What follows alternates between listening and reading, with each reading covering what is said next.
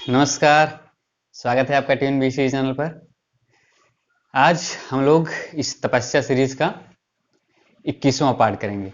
ठीक, आज इसका 21वां सेट हम लोग करेंगे। चलिए देखते हैं आज का पहला क्वेश्चन। ईसाई धर्म के संस्थापक कौन थे? ईसाई धर्म के संस्थापक कौन थे? तो आप लोगों को पता होगा कि ईसाई धर्म के संस्थापक ईसा मसीह जी थे। ईसा मसीह। अगला क्वेश्चन है, ईसा मसीह का जन्म कब हुआ था?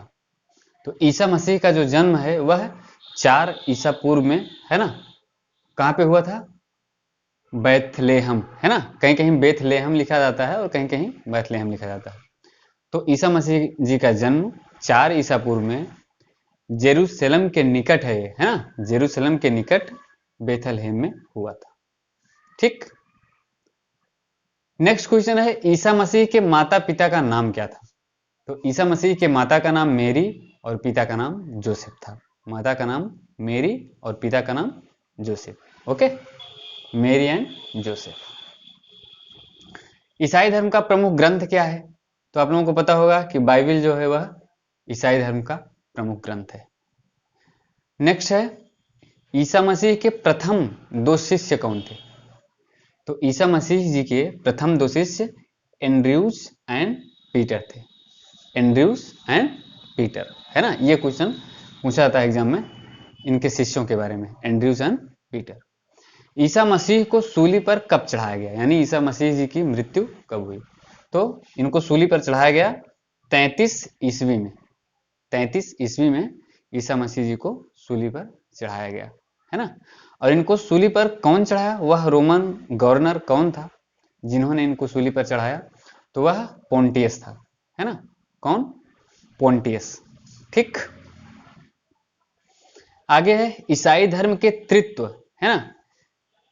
ईसाई धर्म के लोग जिस तृत्व पर विश्वास करते हैं वो है ईश्वर पिता, है ना, ईश्वर पुत्र और ईश्वर पवित्र आत्मा। यह तृत्व है जिस पर ईसाई धर्म को मानने वाले लोग विश्वास करते हैं, है ना। ईश्वर पिता, ईश्वर पुत्र और ईश्वर पवित्र आत्मा।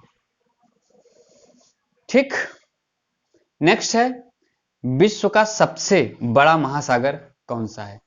तो आप लोगों को पता होगा कि विश्व का सबसे बड़ा महासागर प्रशांत महासागर है। ठीक है। आगे है, विश्व का सबसे छोटा महासागर कौन सा है? तो विश्व का सबसे छोटा महासागर जो है वह आर्कटिक महासागर है ना।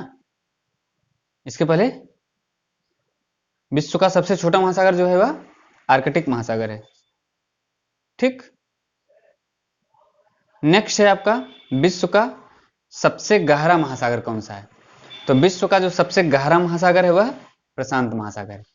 विश्व का सबसे अगर बड़ा महासागर पूछे तो वह भी प्रशांत महासागर है ना। और विश्व का सबसे गहरा महासागर पूछे तो वह भी प्रशांत महासागर।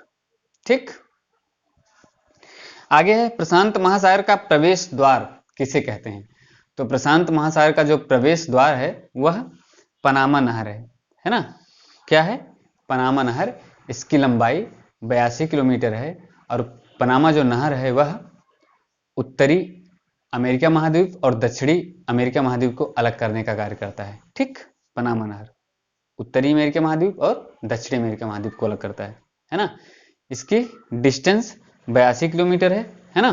और इसे ही प्रशांत महासागर का प्रवेश द्वार कहा जाता है। ठीक। यह अटलांटिक महासागर और प्रशांत महासागर को जोड़ने का कार्य करता है। ठीक। अटलांटिक महासागर और प्रशांत महासागर को जोड़ने का कार्य पनामा नहर करती है। ठीक। आगे है, प्रशांत महासागर का चौराहा किसे कहा जाता है? ठीक है। तो प्रशांत महासागर का चौराहा जो है वह हवाई द्वीप को कहा जाता है। ठीक। हवाई द्वीप को प्रशांत महासागर का चौराहा कहा जाता है। क्यों कहा जाता है? क्योंकि उत्तरी अमेरिका जो महाद्वीप है और एशिया महाद्वीप के बीच में जो यह हवाई द्वीप है, यह एक ऐसा डेस्टिनेशन है जो व्यापार को सुगम कराता है। मतलब जो व्यापार होता है उत्तरी अमेरिका महाद्वीप में और एशिया के बीच में वह यहाँ से होता है। ठीक है। और यह जो है एक चौराहे का काम करता है। ठीक, आगे है हवाई द्वीप का पुराना नाम क्या है? तो हवाई द्वीप का पुराना नाम सैंडविच द्वीप है ना। यह कुछ सैंडविच आकार का है, इसलिए इसका नाम जो है सैंडविच द्वीप, पहले इसे सैंडविच द्वीप बोलते थे। ठीक, ये जो क्वेश्चन है प्रशांत महासागर, ये जो पनामा नहर है, यह पनामा नामक एक देश है, ठीक, वही इसको हैंडल करता है। पनामा नामक एक देश भी है, तो उसी के अंतर्गत यह नहर आती है। ठीक, इसका निर्माण 1904 से 1914 के बीच में हुआ था, है ना, अमेरिका द्वारा करवाया गया था, और बाद में 1999 में अमेरिका ने इसे पनामा को हैंड ओवर कर दिया था।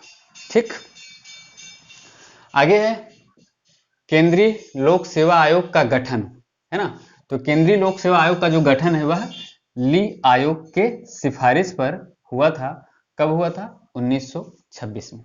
ठीक, ली आयोग के सिफारिश पर 1926 ईस्वी में केंद्रीय लोक सेवा आयोग का गठन किया गया था। ठीक है, यह क्वेश्चन कई बार पूछा गया है कि किस आयोग की सिफारिश पर केंद्रीय लोक सेवा आयोग का गठन किया गया है, तो ली आयोग की सिफारिश पर। ठीक, आगे है ली आयोग का गठन कब किया गया था?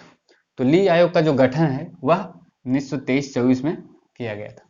ठीक, 1923-24 में।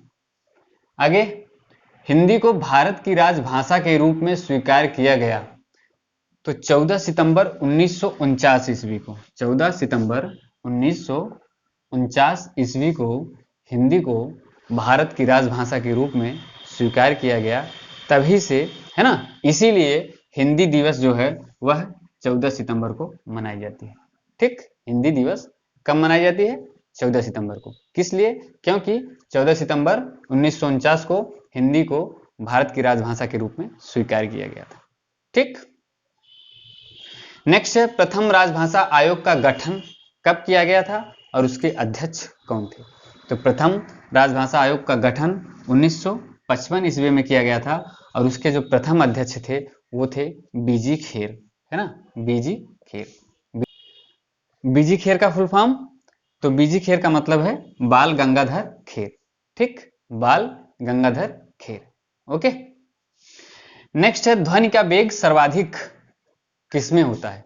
तो जो ध्वनि का वेग है वह सर्वाधिक ठोस में होता है ना। ध्वनि का वेग सर्वाधिक ठोस में पाया जाता है, और सबसे कम किस में पाया जाता है ध्वनि का वेग? तो ध्वनि का वेग जो सबसे कम होता है वह हवा में। ठीक, सबसे अधिक ठोस में होता है और सबसे कम हवा में होता है। ओके, अब ध्वनि की चाल कितनी होती है? तो जो ध्वनि की चाल है वह 760 मील प्रति घंटा, ध्वनि की चाल 760 मील प्रति घंटा होती है। ओके, नेक्स्ट क्वेश्चन है ताप बढ़ने से ध्वनि की चाल कैसी घटती है या बढ़ती है? तो जब ताप बढ़ता है तो उस, है ना, उस समय ध्वनि की जो चाल है वह बढ़ जाती है। ठीक, ध्वनि की चाल बढ़ जाती है कब? जब ताप बढ़ता है। नेक्स्ट क्वेश्चन है गरीबी से आशय क्या है? तो गरीबी से आशय है जीवन की आधारभूत आवश्यकताओं की पूर्ति से वंचित रहना, है ना। ऐसा व्यक्ति जिसकी आधारभूत आवश्यकताएं भी पूर्ण न हो रही हों तो वह व्यक्ति गरीब होता है ना। वह व्यक्ति गरीब होता है या गरीबी के अंतर्गत आता है जिसकी मूलभूत जो आवश्यकताएं हैं वो भी न पूर्ण हो रही हों, है ना। जैसे रोटी, कपड़ा, मकान, है ना, ये सब जो है मूलभूत आवश्यकताएं हैं। ओके, ठीक है, ये आज आपका 21 सेट था, है ना। एक एक सेट ऐसे ही करते रहिए। मिलते हैं नेक्स्ट वीडियो में, तब तक के लिए धन्यवाद।